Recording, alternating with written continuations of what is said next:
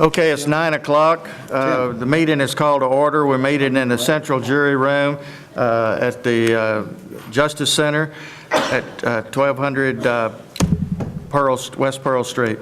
Would you please stand for the invocation? Would you pray with me? Our Lord, Heavenly Father, I thank you for this beautiful day that you've given us. Lord, I come to you as servants of the people of Hood County. We ask, Lord, that you would give us wisdom as we do the business of Hood County. Lord, I pray for all of our people who serve in any branch of the armed services and the military God and our first responders here at home. Lord, I pray for Hood County and the city of Granbury. We pray for your favor. We pray for our leadership, that you would guide them and give them, Lord, the words and the wisdom to do the business here today. In Jesus Christ's name I pray. Amen. Amen. Amen. You join me in the pledge allegiance for the flag of the United States of America. I pledge allegiance to the flag of the United States of America and to the republic for which it stands, one nation, under God, indivisible, with liberty and justice for all. Join me in the pledge to Texas. Honor the Texas flag. I pledge allegiance to thee, Texas, one state, under God, one and indivisible. Thank you all. The next item on the agenda is special presentations. Mr. Walton, would you come forward, please? All right, sir. Judge, Commissioners, good morning. My name is Don Walton, and I'm the Secretary-Treasurer of the City of Brazos Bend, Texas. I'm here today to make you aware of the city's intent to change its name from Brazos Bend, Texas to Stockton Bend, Texas. The sole purpose of the name change is for historical reasons. The community of Stockton Bend played a major role in the development of Hood County. Stockton Bend resident Abe Landers was elected as the first county judge of Hood County.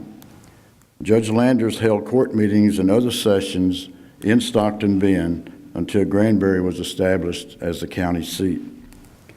The community of Stockton Bend was located primarily where the Peninsula subdivision is located today. Most of the peninsula is in the city limits of Brazos Bend. Stockton Bend also had two major river crossings. One of the crossings originated in what is now the Bentwater subdivision, a portion of which is in the city of Brazos Bend, and terminated at a point between what is now the Peninsula and Porter Court subdivisions, both of which are now part of the city of Brazos Bend. In 2010, the Texas Historical Commission approved an application by Hood County to place a historical marker near the entrance of the peninsula to reflect the importance of the community of Stockton Bend in the development of Hood County. The impact to the city and its residents of the name change is minimal in all respects. While there are several administrative details, such as notifying the appropriate county, state, and federal agencies, as well as organizations and companies we do business with, the residents of the city will see very little to no change in their day-to-day activities. The mail will still be handled through the Granbury Post Office, and since there's no commercial property in the city, no name changes or signage changes will be required. Residents of the city were sent a letter in August 2012 updating them on several issues, one of which was the possibility of the name change. We received very little feedback on the name change issue. We've consulted with our city attorney and the legal staff of the Texas Municipal League and have concluded that the appropriate action is to vote on an ordinance authorizing the name change with an effective date of October 1st, 2013. We plan to vote on the ordinance no later than July 16th of this year. In summary, we believe the name change is a win-win for all involved, and subject to a positive vote, look forward to preserving a part of Hood County history in our own small way by becoming Stockton Bend, Texas. I'll be glad to answer any questions you might have or concerns. You have any questions? Anyone? Don, I think you hit the nail on the head when you mentioned in your report that because the mail's delivered in Granbury, there'll be no expense to any of the landowners or residents there at currently in Brazos Bend. Is that correct? Right. Okay. And on the agenda today, we're going to talk about name changes, or Cindy is, about Porter Court and the old Stockton Bend Road. So it's a perfect timing. So I appreciate you coming forward and giving us the information. My pleasure. I noticed that on the agenda. I'll be sticking around to hear that. Good. Thank you very much, Don. All right, continuing with special presentations. Sheriff, would you come forward, please?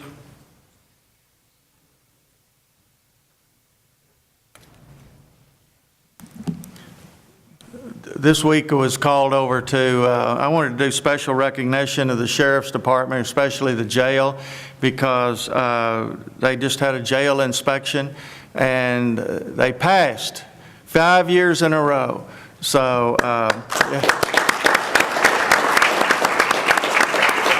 and that's primarily to the leadership of the sheriff and his staff. And one of the things that I don't know if you were aware of, but the boiler went out down at the jail. And so one of the things they're graded on is how hot the water is. So even with a boiler out, we passed. And so sheriff's to be congratulated. Sheriff, would you like to say a few words? Yeah, Judge, Commissioners, thank you. We couldn't have got it done without the staff, of course, coming together and getting things ready. And we keep things ready on a daily basis. But with the boiler, with some electrical issues, we couldn't have done it without the help of our maintenance department. So they kept everything going. They've always fixed anything that happens. They came up with a plan to tie the water from the boilers in the front of the building to the back of the building. And so we were in tolerance there with the temperature of the water. So they've helped us immensely to get through all of this. And we have Mark that's up there as our maintenance guy all the time, has been the whole time since I've been sheriff. And he has always took care of business. He's always there taking care of everything. So there's no doubt in my mind that we wouldn't have made it without Mark and the maintenance department and what they've done for us to keep us going. It's a 20-year-old building basically, and so it's got some issues. It's used 24/7, 7 days a week. So a lot of stuff that has to be done and kept up, and they're staying on top of everything. Mark stays on top of everything for us. So it was a team effort, and we got her done in 5 years straight in a row. Very good. Well, again, congratulations. Tim, would you come forward, please?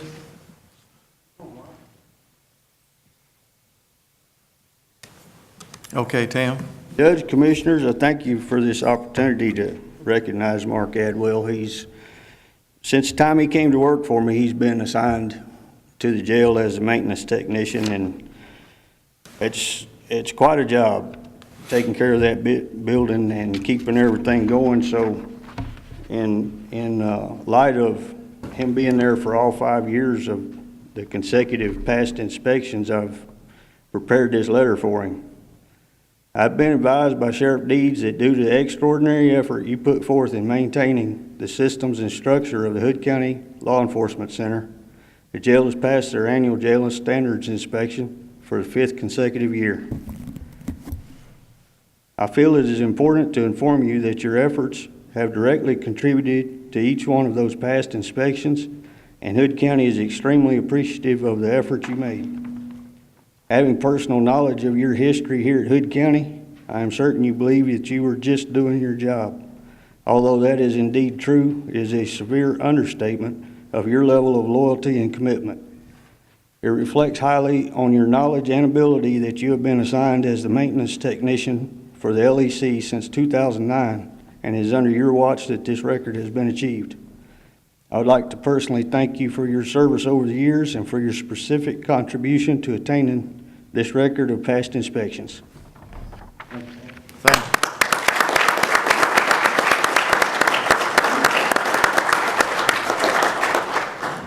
Thank you all very much. Mary, do you have special presentations? No presentations today. Okay, very good. Thank you. Does any citizen wish to make any comments about any agenda item? If they do, raise your hand and the sheriff will pass out a form for you. Anyone wish to make any comments? Some already have them. Some already have the sheets. We already have some, Sheriff. Oh, I thought so. Okay, well, thank y'all very much. Consent agenda, does any commissioner wish to pull anything off the consent agenda? Hearing none, Judge, I make a motion we approve consent agenda A through G, please. Second. Okay, I have a motion made by Commissioner Barry, seconded by Commissioner Roan to approve the consent agenda. Any further discussion? And all in favor? Aye. Opposed? The motion carried. Okay, the next item is subdivision, roads, and plats. We have a public hearing to consider an approval. So a public hearing is now open to establish a no parking area in the northwest corner of the old Granbury Road and Meander Road intersection. Take appropriate action. Does anybody wish to make any comments on this public hearing? Now's the time. Judge, I have a comment to make. This was put on my request. I've had numerous homeowners that live in the Bentwater and Mallard Point Meander Estates and up and down Hideaway Bay. This corner location is between the railroad tracks, Meander Estates, and Old Granbury Road. For years, the county used this as a stockpiling area, and when we quit using it about 5 years ago, they thought it was county-owned property. It's not county-owned property, but the contract with the gentleman we have is land directly behind that. We're having an issue with vendors completely setting up and week in and week out, setting up and having almost a yard sale there. We're also having 3 or 4 semi-trucks set up and park on that location. What we're trying to do to alleviate this is to post no parking signs on that corner, and I think Cindy's here to represent road ops today, but Don Lenny is aware of the problem. We're going to try the signs. Then when it's posted, then the sheriff's deputies can at least write warning tickets initially and follow up from there if we have to. Okay. Cindy, do you have comments about this? Yes, good morning, Judge and Commissioners. Road Operations has had several requests due to safety concerns at this intersection in Precinct 4, so Road Operations recommends establishing a no parking area and placing appropriate signage. Okay, well, once again, anyone wish to make anything while this public hearing is still open? Any comments? Mike? Judge, I just say Sunday morning, I counted 8 semis parked out there. So as Mr. Berry said, it just continues to expand. Okay. Sheriff Deeds is aware of the problem. And he's the one that brought forward that has to be posted for them to be able to legally do anything about it. We have another option if this doesn't work that we're going to try, but this is the most least invasive and least expensive at this point. So we're going to start with this and place the signs as soon as we pass this at court, if we pass it this morning, and then we'll start working with the folks by putting letters or notification that there's no parking at that location any longer. Okay, very good. Well, the public hearing is now closed. I'll entertain a motion to approve the no parking at the northwest corner of the old Granbury Road and Meander Road intersection. So moved. Second. Motion made by Commissioner Barry, seconded by Commissioner Roan. Any further discussion? Then all in favor? Aye. Opposed? Motion carried. Okay, now public hearing is now open for the renaming a section of Stockton Bend Road to Porter Court from the northeast corner loop, or northeast loop, 567 to Holly Hill Cemetery Road. So, go ahead, Cindy. Judge, Road Operations received a request from 911 addressing to rename a portion of Stockton Bend Road to Porter Court. The northeast loop, 567, has taken a large portion of Stockton Bend Road, leaving sections to the north and south of the loop. As shown in red on the map, overhead map, this section is to be renamed Porter Court, and it runs from the northeast loop north to Holly Hill Cemetery Road, a distance of 1,795 feet. Road Operations asks that you hold a public hearing for the renaming of Porter Court. Okay, the public hearing is open. Does any citizen wish to make any comments on this renaming of the road to Porter Court? No one? Yeah. Then, I will say that 911 operator has mailed out a list to everyone that's affected, and it seems the residents have been notified that are affected. The northeast loop there that comes north to south will basically engulf and take most of Stockton Bend Road completely out. So when they extended Porter Court, as Cindy said, 1,795 feet, everyone's been notified. It makes sense. At the bottom down there, you'll see where Stockton Bend Road will now only be 800 feet long. The city could come in after they've annexed the 567 portion and change that to more, but that will be up to them at that point. But now, for the remainder parts, 800 feet at the south end, 1,795 feet at the north end. So, okay, public hearing is now closed. I entertain a motion to approve this name change. so move. Second. Seconded by Commissioner Deaver. Motion made by Commissioner Berry. Any further discussion by the commissioners? Then all in favor? Aye. Opposed? Motion carried. Thank you very much, Cindy. Next is development and compliance. You got a public hearing. Public hearing is now open. Take appropriate action on the conception plan for the orchards on the Brazos. Thank you, Judge. The Orchards on the Brazos is a development of 59 2-plus acre single-family residential lots on approximately 193 acres located within the Water Quality District in Precinct 2. The plan proposes to be served by a public water system and on-site sewage facilities. This will be a private gated community on the Hood-Somerville County line. The Hood County Development Commission reviewed this plan in their meeting on April 24th and makes a recommendation to the Commissioners Court for approval with 2 conditions.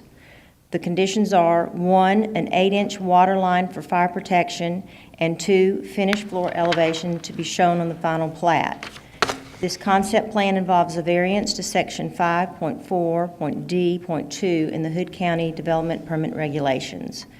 And Trace Strevey with the engineering firm is present to handle any questions you might have. Okay, a public hearing is now open to consider this conception plan for the orchards on the Brazos. Does anyone wish to make any comments?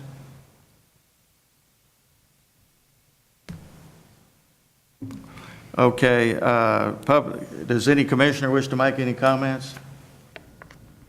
Okay, public hearing is now closed.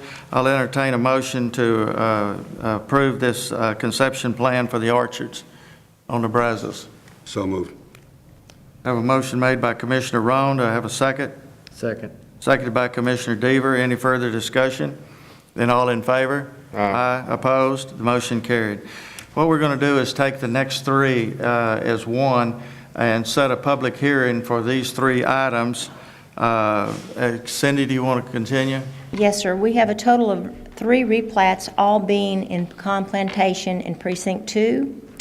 And we ask that you set a public hearing for these. The first one is lots 1573R and 1575R in Unit 7. The second one is lot 1651R, Unit 7. And the third is lots 382R and 383R, Unit 2. And we recommend setting a public hearing for these replats for the June 25th Commissioners Court meeting. June 25th? Yes, sir. So moved. All right, motion made by Commissioner Berry. Second. Seconded by Commissioner Roan to set the public hearing for these 3 items for June 25th. Any further discussion? And all in favor? Aye. Opposed? Motion carries. Thank you very much. Cindy. Next is budget and finance. Good morning, Judge and Commissioners. Several of the department heads have requested that you allow them to post some budget amendments. In purchasing, the purchasing agent has requested to move $500 out of small equipment into dues and subscriptions for RFP publications. For the BCLG grant, which is Fund 120, the sheriff is asking to increase the grant revenues by $1,000. and add that to the line for other DOE expenses, and also to increase the grant revenue for $1,250 and add that to the expense for the victim coordinator grant line, and also to add $1,784 and move that into education, travel, and training. These are amendments that will be filed with the grantor. The sheriff is also asking to transfer $825 out of abandoned vehicle fund for dues and subscriptions, and our fire marshal has asked to move $3,500 out of vehicle maintenance into contracted services for the completion of the annual pump test on county equipment for contracted services. I'd be glad to try to answer any questions you might have on those requested budget amendments, but on the behalf of the other officials, I'd like to ask for your approval to post these. Does anybody have any other questions for Stan on this? I'll entertain a motion to approve. So moved. A motion made by Commissioner Roan. Have a second? Second. Seconded by Commissioner Deaver. Any further discussion? Then all in favor? Aye. Aye. Opposed? Motion carried. Thank you, Stan. Is payment of bills? Judge and Commissioners, the total of these bills for your consideration come to $349,091.09.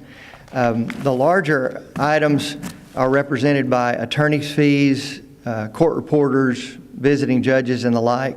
Those come to $43,118.23. All of those will be paid from Fund 112.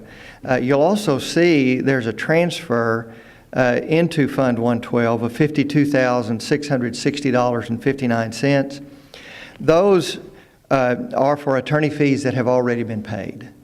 But we pay for all of them out of Fund 112 so that we have one centralized accounting for the grant monitor when they come on the indigent defense grant. It may look like a duplication, but it really is not paying them twice.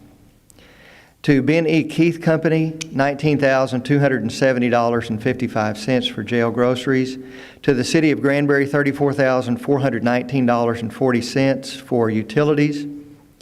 To Tyler Technologies Incorporated, this is $33,800 as a progress payment on the district clerk's system conversion of their case file management to Tyler Odyssey.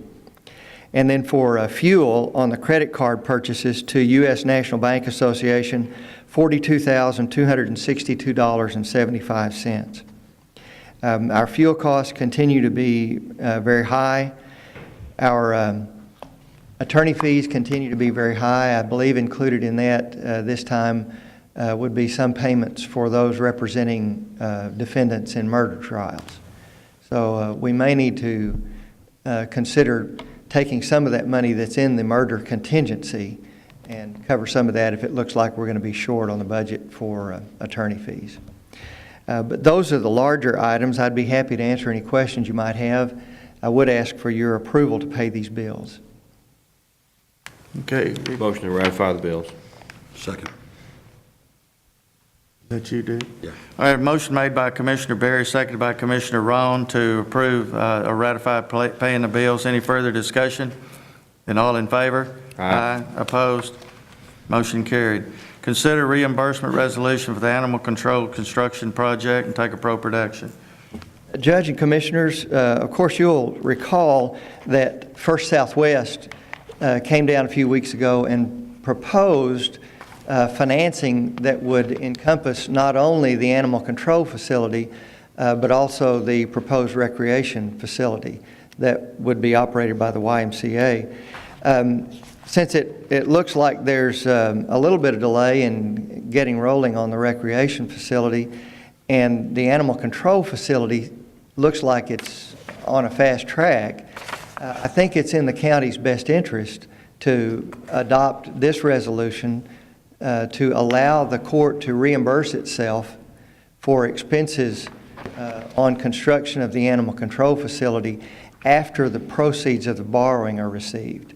If we don't adopt this now, any expenditures other than just the basic architectural, engineering, design fees would not be eligible to be paid for out of the bond proceeds.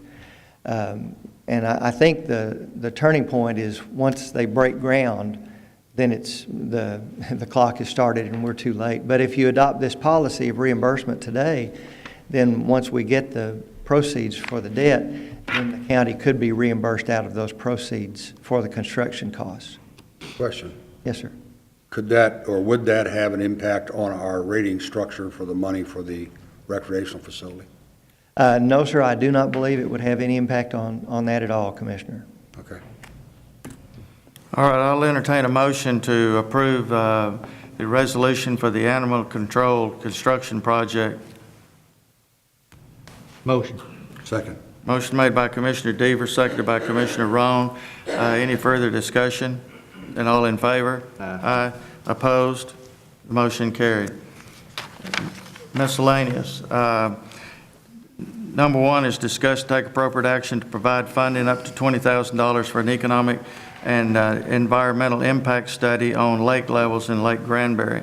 And I know that there's been a lot of discussions about the lake and the lower levels, and my primary concern with the low, I do not live on the lake, but I'm worried about the ad valorem tax. I see our chief appraiser is here from the district, and you know, if the appraisals go down on the lakefront property, that means that either we have to cut the budget severely or other people's taxes are going up. So I want to know exactly what we're talking about when we're talking about the lake levels going down and what its effect on our entire economy. And this will fund that part of the funding for that. Does anybody else have, any commissioner have anything to say about this?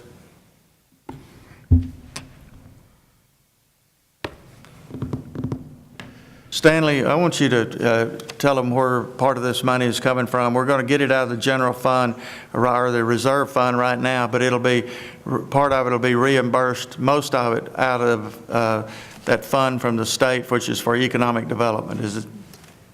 Judge, what I would recommend right now is the only place that is available presently for that money would be from the general contingency fund, which is 010-409-497.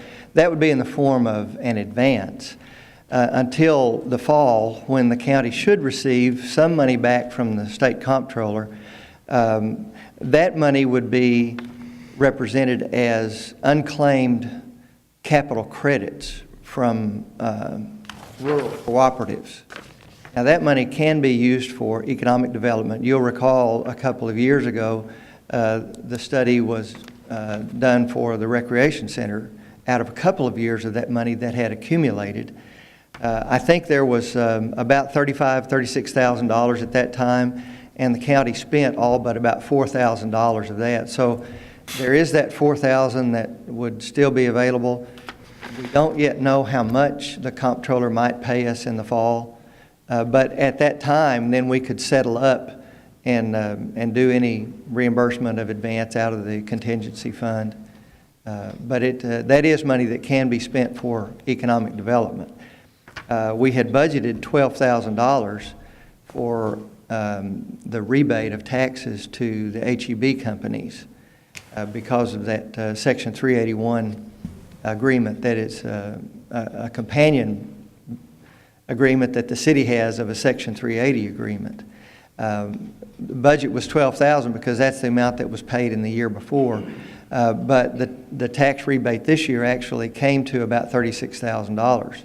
So once again, we're gonna need to settle up that budget, and I would suggest that the general contingency line is the proper place for that if the court wants to proceed on that. Who do we have to give this money to stay within the confines of the law, Stan? The EDC. To the EDC? Right. That is a subchapter corporation? Yes. Joey, you want to tell them how the EDC is? The EDC is set up under, we're, of course, mostly public entity, When most of our money, as you know, comes from the county and the city for economic development purposes, so it falls within the confines of economic development. So 501(c)(3). 501(c)(3), yes. Judge, when you read the letter that was presented to us, they asked for 25,000 and we put on the agenda 20. So I think in the past, when we've discussed this and looked at the cost of the environment, the economic impact, it was around 37 with travel expenses of 40. And that's one reason why I think we put the 20. But, you know, Greg Stewart is here, and Greg's, you know, obviously had already sent your appraisals out this year, and this year won't be the problem. We already know what our taxes will probably be coming up in July, and you already know what your taxes are. The reason that I can support the economic impact is if this is the new norm, and that's what we should be thinking about. Right here in the letter, it talks about BRA's asking for 423 acre-feet annually more. So, you know, 223,000. 1,000 acre-feet more, then this is the new norm. We need to know how it's going to affect courts after us, city councils after us, and school boards after us. So I have reviewed and looked, thanks to Joy for getting us a copy of the Llano and the Burnett impact study that TXP did. It's very in-depth, it's very lengthy, talks about beverage tax, it talks about ad valorem tax, it talks about visitors tax. So how can anyone sit on a taxing entity and not know what the future brings without looking at it? We do economic studies for EDC. We did one last year with the Janus Group, and no one had a problem with us spending $54,000 to see what we need to bring to Granbury and Hood County. So if this is the new norm of the lake, we owe this to the taxpayers, whether they live on the lake or not, to know what it's going to happen in 3 years, 5 years, 7 years, or 10 years. Because if you live on a canal right now and it's dry, then you need to know how you're going to get that boat out to sell it down the road. But, you know, I think once again we're missing the whole target here. This is about the future water rights that BRA is trying to sell. We need to all get back on the same page. We need to fight this issue at TCQ as a whole, all together, and get together instead of being fractured and fragmented. We'll have a better chance of getting something accomplished in the Upper Basin with PK, Whitney, and Granbury. That's why I'll support this money we're going to give today. Steve, the bottom line is, you know, 3 years down the road, we don't do this, going to say, why didn't we do this? So we're thinking about the future. Yeah, we have 5 years worth of data. It's pretty good data. And I think we would be very, very remiss as far as our responsibility to the taxpayer if we don't keep track of that data year by year and try to project it in some accurate form. And it needs to start this year, because this Yeah, year is it going to be does. the crunch. And next year is going to be the financial crunch. Yeah. Okay, not this year, but, so I also would support exactly what Steve said. All right, I'll entertain a motion to approve funding up to $20,000 for an economic impact study. So moved. Second. Moved by Commissioner Roan, seconded by Commissioner Berry. Any further discussion? Then all in favor? Aye. Opposed? Motion carried. Information technology, consider and take appropriate action regarding a proposal from Net Data for conversion of 2 legacy programs still in use by the county. Judge, Commissioners, entering the final stages of our project with Net Data, and as Scott Stahl was working and going through all of the different various menu systems that we had to work through and straighten out and just really bring those back to Net Data supported original menu systems, he came across a couple of programs that are in existence on this system that moving forward with our new system will not be compatible. So he came forward with a solution, which does mean converting these programs to the newer language, and he has sent over a proposal to me as well as an explanation. I included that explanation from him in the backup data, and as well as the proposal for the cost. The proposal for the cost is $2,400. Part of that is for law enforcement, for access to old dispatch cards from an in-house system, which was in use long ago, but we still do need access to that. I verified that with the sheriff's office, and Debbie down there was in agreement that they still access that. Also, the health department uses a program. And these were programs that were not Net Data programs. These were programs that were third-party programs that were just down in the system, buried down deep, and until they really got down to this part of the process, didn't find those. So the other one is a health department program. So the first part is $960 for that part, and the second part is $1,440 for a total of $2,400. And I have a signed letter from Scott Stahl there for that proposal. Judge, I believe that this would have to be coming across as part of that conversion in Fund 55. That was my understanding whenever we looked at this at first. So that's bringing that for your approval, and I'd be glad to answer any questions that you might have. Okay, anyone have any questions for Jackie? No, I did originally, Jackie, but you did point out that these were not net data systems. These are systems that were proprietary in some sense and could have an impact on this conversion, so. That's correct. I think we. That was my first question whenever I first found out, were these net data systems? And they came back pretty quick and said, no, these are not net data systems applications at all. These were third-party applications that were installed and just kind of buried down into a lot of menus. And that's what we found whenever we started going through all these. But there were many, many, many, many menus that have been created. These are probably installed without the knowledge of anyone other than the IT director at that time, so I think we are obligated to approve this. So you're making a motion? I am. Second. Motion made by Commissioner Roan, seconded by Commissioner Berry to approve the two programs for $2,400. Any further discussion? Then all in favor? Aye. Opposed? Motion carried. Consider and take appropriate action regarding a proposal quote from Mitel for additional phones and license for the road ops, library, and standby phones. Judge and Commissioners, this is part of our standard Mitel lease that we have ongoing. As we grow and add offices and make changes and subtractions and additions, we have to make changes with our Mitel lease. Most recently, we brought on road operations connectivity all the way out to the road operations maintenance facility. So we actually have connectivity there for the time clock. We can connect phones there. We can actually connect some systems there directly to the county network. And so part of this is for some phones to put out at road operations. We also have need for one down at the courthouse, and we also need some standby phones. From time to time, when we do have one that fails, we need one on the shelf that we can replace that one with while we send the others in for repair, which is part of our contract with them, is that they get repaired. So this cost covers not only the cost of 10 of the new IP phones, which are the network-based phones, as well as the licensing. So I'd bring that forward for your approval. This would go on with the standard Mitel lease that's already in place at this time. And the cost for those is $249.90 monthly, and the licensing is $108.75. I'll be glad to answer any questions you might have, Judge, Commissioners.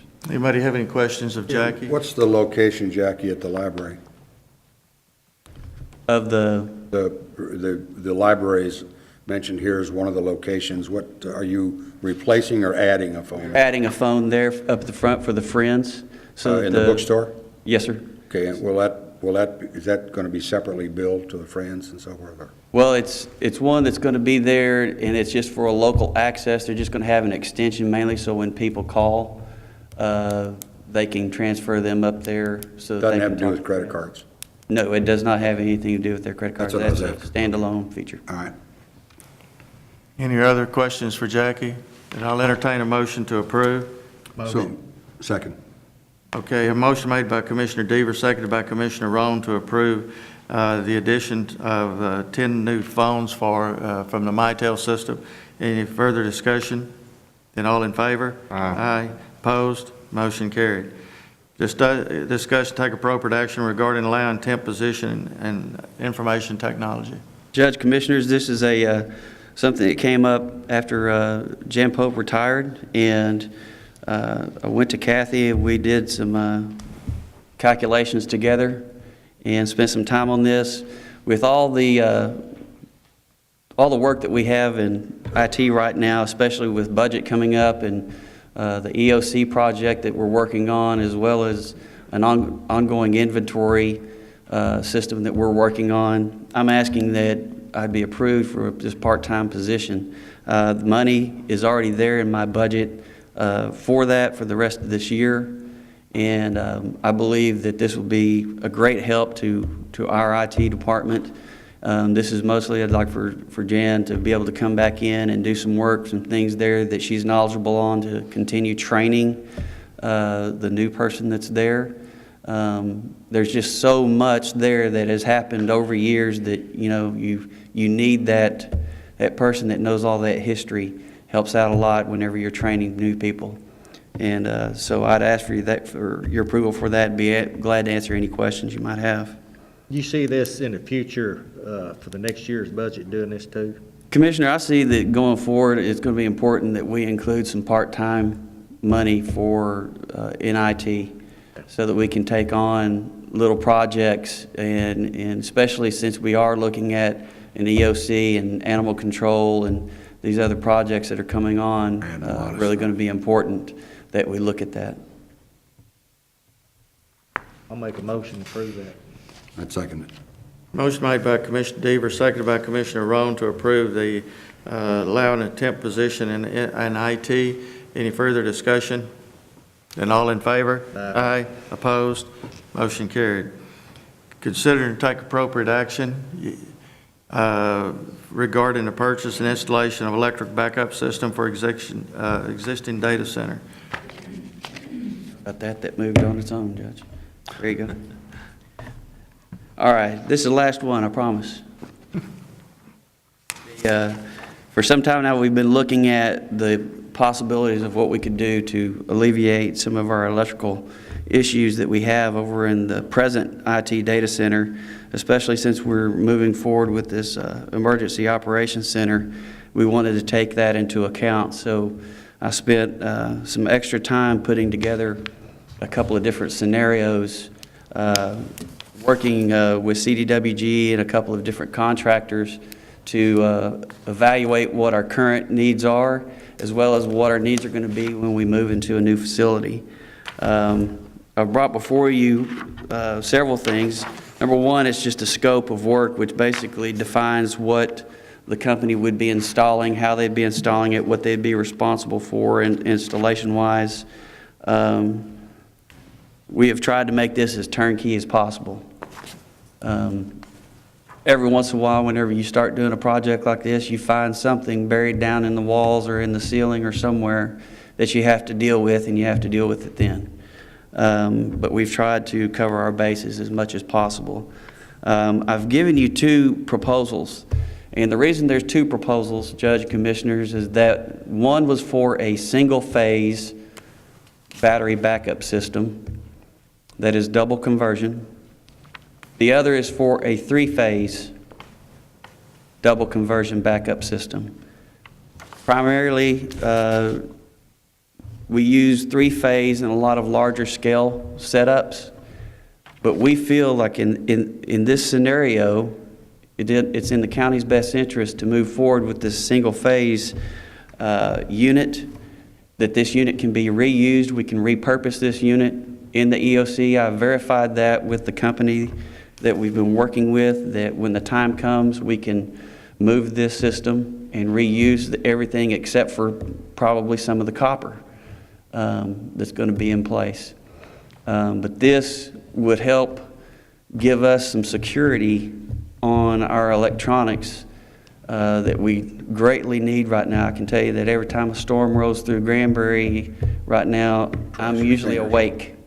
And I don't mind being awake during a storm, but I'm awake kind of, you know, with my fists are clenched. So anyway, I think this is something that moving forward would be good for Hood County. I think it's something that we can repurpose and continue to use. The cost for this particular unit is $33,790.48. The cost for the three-phase unit, I'm sure if you've looked at that over, was $71,000. And so weighing out the cost and the use, we felt like it was really in our best interest to go with that single-phase unit, especially since we can repurpose it down at the Emergency Operations Center for the Emergency Operations Center portion of the building itself. And I'd be glad to answer any questions you might have. Single phase would be the best transition if we move to the new EOC. The new EOC, Commissioner, will probably have mostly three-phase power, but this unit can be used in a three-phase configuration. It's just that it does not, we're not going to have as much demand in certain parts of the building. So for the EOC portion of the building, this would be a great battery power backup to help that operations center. It also gives us our time right now while that building is being built. Jackie, I for one appreciate you working with Tim and all the people in that building, because the first bid that came back was $154,000. Yes, sir. The fact is, you worked with the court waiting to see if we're going to do the EOC or not. You trimmed this to $34,000. So Fund 55 is, I suppose, is where we need to get the money, and Stan will be on top of that. And I've spoken with Nelda about this too, to make sure that purchasing's good with it. the CDWG is on the DIR, that they have the proper contracts in place. I make a motion we move forward with his request. Second. Motion made by Commissioner Berry, seconded by Commissioner Roan, to approve the purchase and installation of electric backup system for the existing data center. Any further discussion? Then all in favor? Aye. Opposed? Motion carried. Thank you, Jackie. Consider and take appropriate action regarding repair of county pumper tanker equipment. Fire Marshal?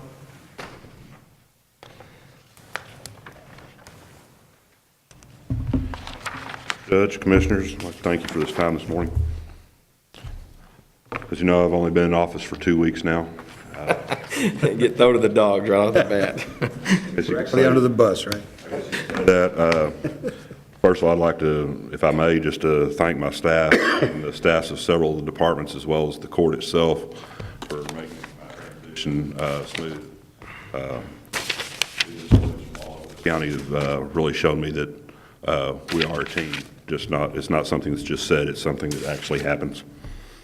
The reason I'm here today is to discuss some of the pumper tankers that we use in our first line firefighting abilities.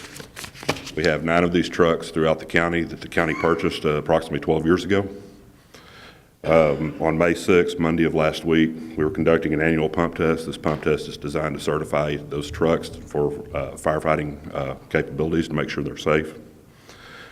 During this test of 4 of those trucks, there were problems from minor to major that were identified in each. One of those trucks we have already been able to make repairs, and it is back in service without any issue. The 3, on the other hand, are what my main concerns are.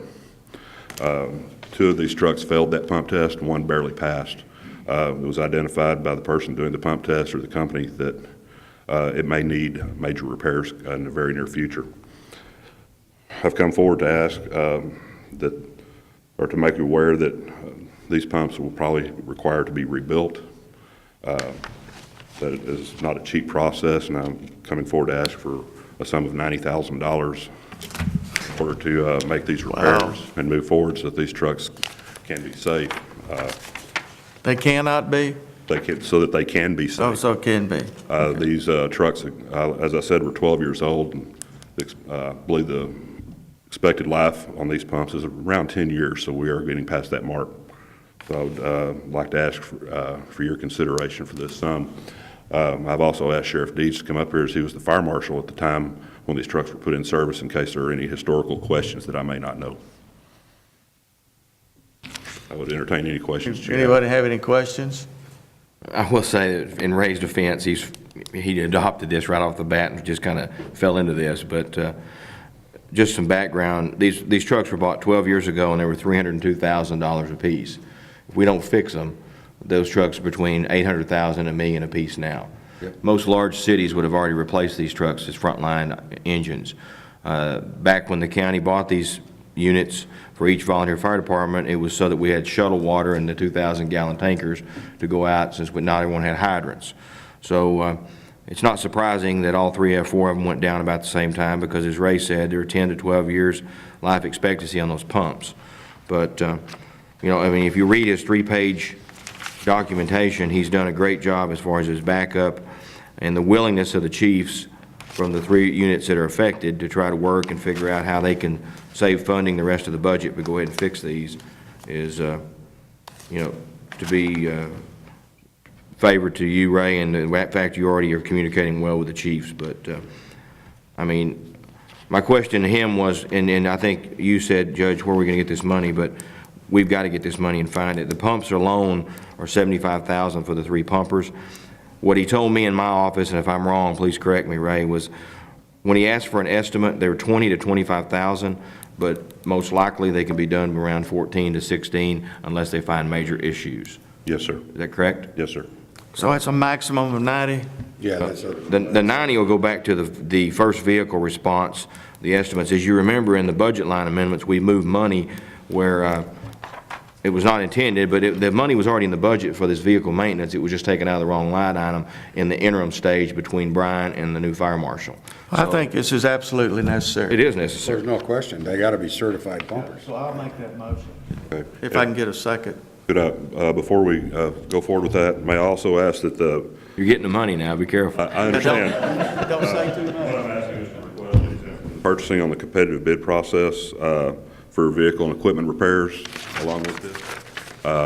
My main reason for that is to minimize the downtime for each of these trucks, to go with a single company that can get these trucks up and running, since we are coming into the summer fire season. According to what I have on, Local Government Code 262-024 that's highlighted under number 11, vehicle and equipment repairs can be exempted. Is that correct, Melvin? You want to say anything about that?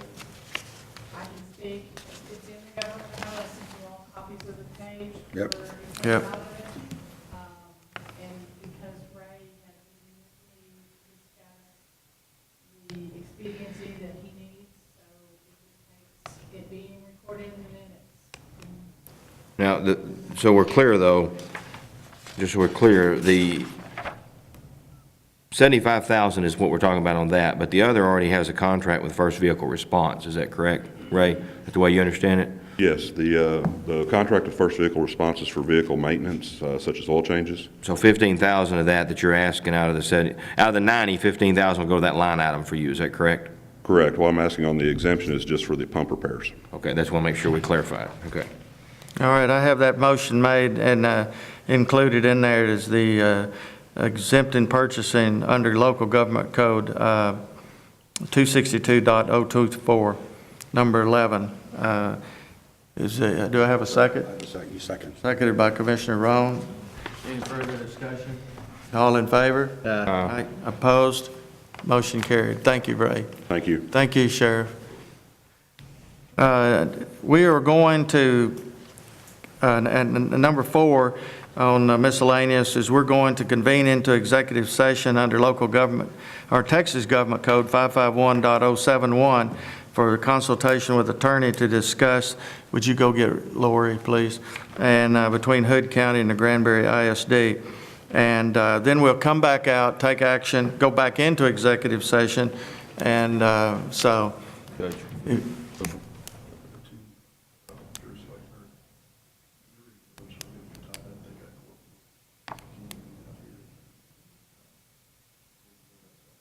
Sure. Yeah. Just before we leave, some of you may leave before we come back from executive session twice, but I know that Joy won't because he's number 6 on the item. But Joy, from my standpoint, for what you've done for the county, I appreciate this is your last week at the EDC, I know. And personally, I'm proud for you and your family getting to go to Hutto around Austin, and I know that's something you always wanted to do. But professionally, it's hard to let you go because you and Marie make a great team. So I appreciate it, and good luck to you.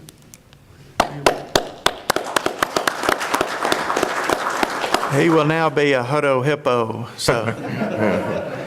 I would like to, before we go do this, I'd like to recognize our new deputy treasurer, and I know she wanted to be recognized. Deanna, would you like to say a few words? No? Okay. All right, we're now going into executive session. Okay, it is 10:45. We're reconvened into executive session. From executive session. No, out of executive session into open session. We went in under 551.07087, economic development. I will now entertain a motion to approve. Commissioner Roan, do you want to? Yeah, I make the motion that the court vote to approve Joey Grisham the permission to reply in a positive manner to a company interested in building in Granbury under a 381 agreement. Okay, do I have a second? I'll second it. Commissioner Berry seconded that motion. Is any further discussion? And all in favor? Aye. Opposed? The motion carried. We are now adjourned at 10:46.